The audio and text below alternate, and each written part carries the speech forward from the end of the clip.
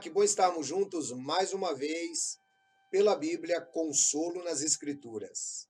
E o texto que eu quero meditar com você hoje é João, capítulo 14, versículo 6. Está escrito: Respondeu Jesus: Eu sou o caminho, a verdade e a vida. Ninguém vem ao Pai a não ser por mim. Nestas palavras, eu quero que você me acompanhe nesta reflexão.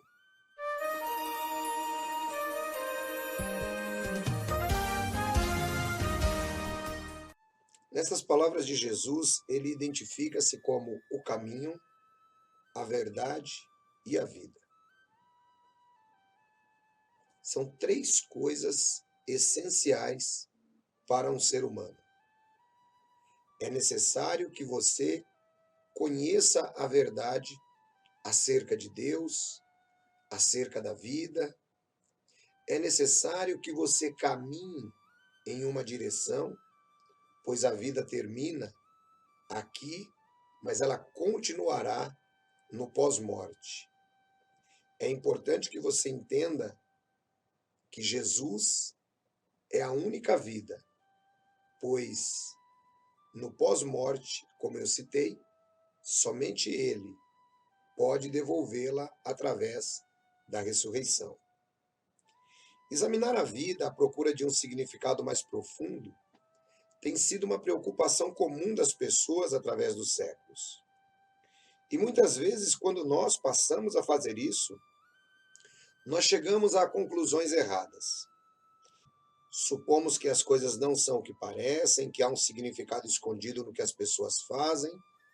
Às vezes, encontramos situações que nós agimos com uma desconfiança extrema, quando estamos tirando apenas as nossas próprias impressões, e que, na verdade, as pessoas são inocentes e nós acabamos muitas vezes desconcertados. Um grupo de pesquisadores realizou um estudo no qual mostravam às pessoas cartas de baralho. Em cada uma das cartas havia algo errado, algo diferente daquilo que era normal. Por exemplo, o 4 de paus, que normalmente é preto, ele estava na cor vermelha. O 5 de ouro tinha 6 losangos.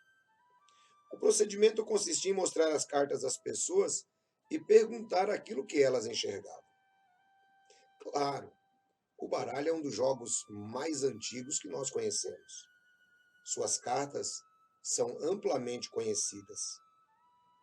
Agora, o que vocês acham que as pessoas viram ao observar as cartas do baralho, mesmo que essas cartas estivessem erradas?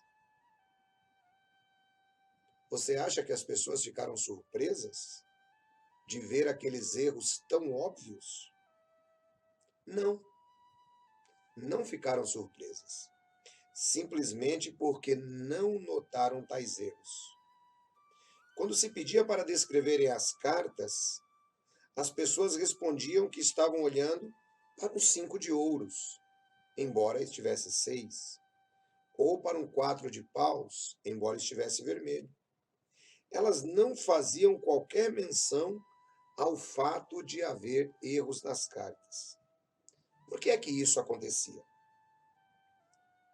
Porque aquilo que viam não dependia apenas do que realmente se encontrava à sua frente, mas também daquilo que estavam procurando. E isto se dá também com as nossas expectativas e com os nossos pressupostos. Ou seja, aquilo que vemos não depende apenas da realidade, mas muitas vezes dependerá daquilo que queremos ver. E isto tem gerado grandes problemas entre os seres humanos. Tom Millen, no seu livro Rindo Alto e Outras Experiências Religiosas, ele conta uma história interessante. Ele fala sobre um engenheiro, um psicólogo e um teólogo que estavam caçando juntos nas florestas do norte do Canadá. Eles chegam a uma cabana e, como a boa hospitalidade é uma virtude praticada pelas pessoas que moram na floresta, os caçadores bateram à porta mas ninguém atendeu.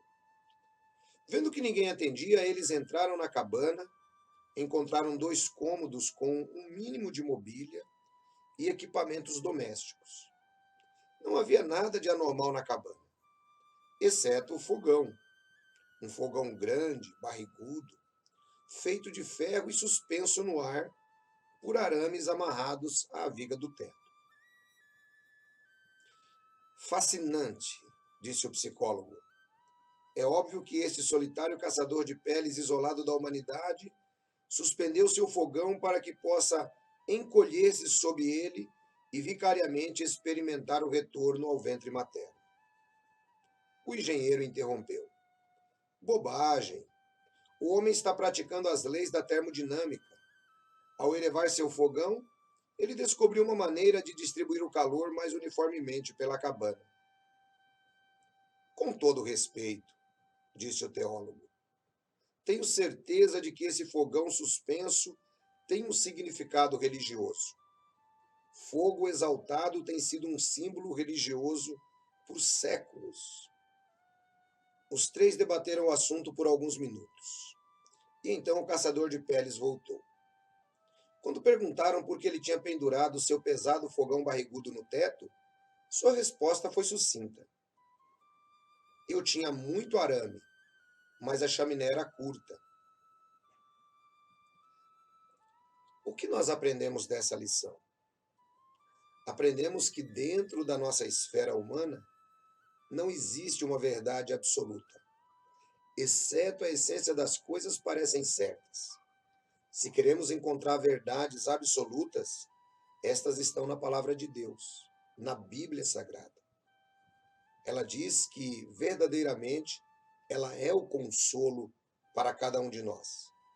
A palavra de Deus aponta a Jesus Cristo, apenas Ele, como o caminho, a verdade e a vida. Algumas pessoas tentam impor as suas opiniões aos outros. Mas devemos pensar o seguinte: ninguém sabe mais, simplesmente tem uma opinião formada. E tentar impor a sua opinião e conhecimento ao seu semelhante não é a saída. Melhor é compartilhar o conhecimento, deixar que as pessoas cheguem à sua própria conclusão, que as pessoas tenham a sua própria interpretação. Qualquer coisa pode ser vista de ângulos diferentes. Qualquer um de nós conhece pessoas que, embora tenham vivido situações semelhantes, tiveram percepções praticamente opostas. A forma como se vive e sente os acontecimentos são uma mera questão de perspectiva. Mas, quando tratamos no âmbito religioso, apenas a palavra de Deus deveria ser a nossa regra de fé e prática. Apenas ela tem o poder de consolar-nos e apontar-nos o verdadeiro caminho que é Jesus. Quantas verdades a palavra de Deus ela nos apresenta? A vida como deve ser vivida, a vida após a morte com a ressurreição em Cristo. Muitos diálogos teológicos têm sido travados. As pessoas tentam interpretar as palavras de Jesus. As pessoas tentam interpretar a doutrina bíblica. Ledo engano, grande tolice. Quando me perguntam por que eu prefiro pregar a Bíblia de modo expositivo, a minha resposta é simples. Pregando de modo expositivo, eu me atenho à verdade que nela está escrito. Alguns pregadores têm a mania de pegar um texto da Bíblia, eles leem aquele texto e depois passam a contar várias histórias, suas experiências pessoais, coisas que ocorreram em determinado momento na sua vida. Esta não é a melhor maneira de encontrar a verdade bíblica. A verdade está escrita literalmente na Bíblia. É por isso que eu respondo que quando prego de modo expositivo, prego exatamente o que a Bíblia ensina. Não é possível fugir do texto.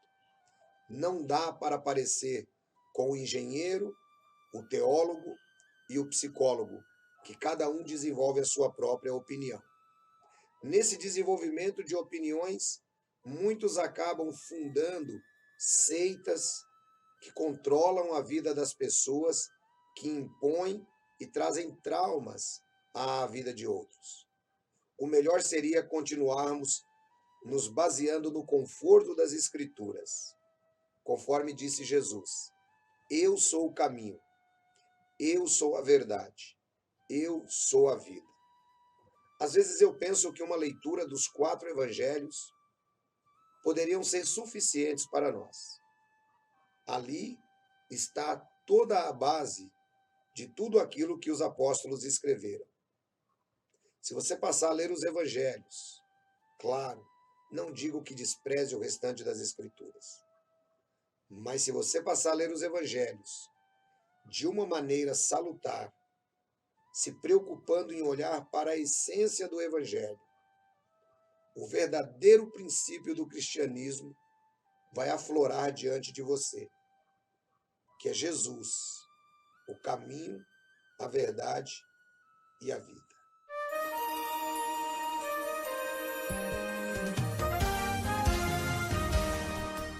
Nunca sabemos se uma linha é torta até que coloquemos uma linha reta ao seu lado. Sugestão de leitura: Passos para a Liberdade, de Richard Field. Insight 2. Deus abençoe vocês. Até o nosso próximo encontro pela Bíblia, consolo das Escrituras.